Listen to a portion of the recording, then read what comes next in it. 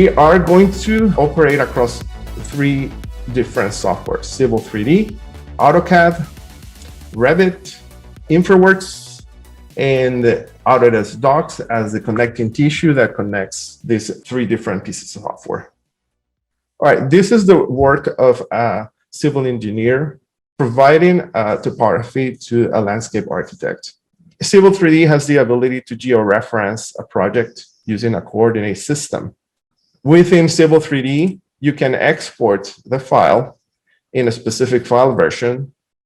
And starting in this version of Civil 3D, you can connect directly the file to the cloud. On the screen, the file generated by the Civil is saved directly into the cloud repository of BIM Collaborate Pro without the need of sending, packing, or using another mechanism of file exchange.